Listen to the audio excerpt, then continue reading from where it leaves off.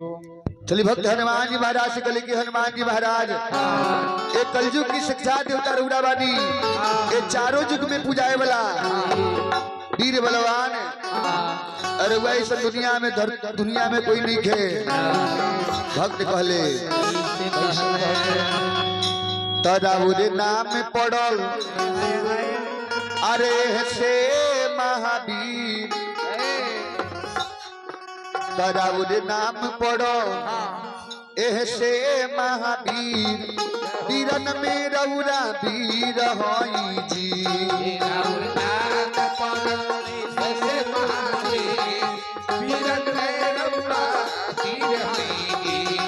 राउरे नाम पड़ो एह से महावीर वीरन में रउरा वीर होई जी।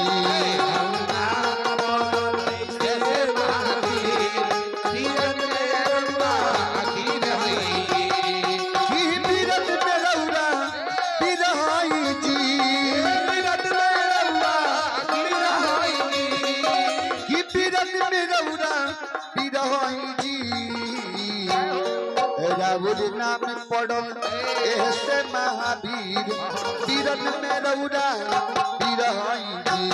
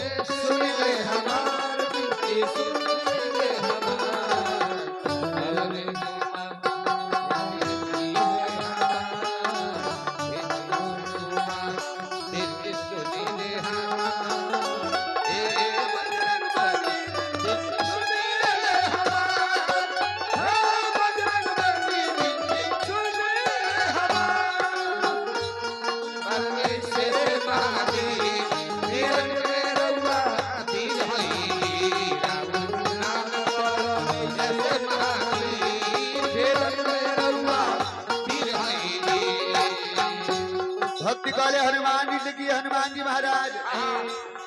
अरे वह लड़का जब रहनी बचपन में तब माई की गोदी से छरप के सूरज भगवान की जाति फल समझ के घोट गई रहनी। और इंद्रदेव अपना वज्र से उस सूरज भगवान के बीच निकल ले ना तो सारा दुनिया में अंधकारे रही।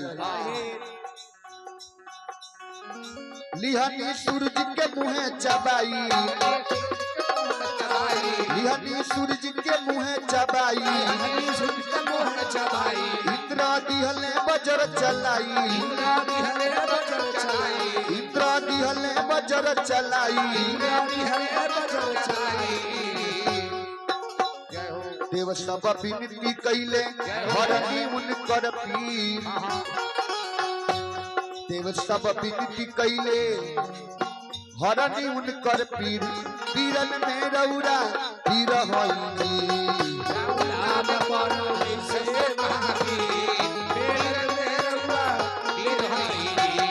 राउरे नाम पड़ल एह से महावीर वीरन में रउरा वीर होई जी।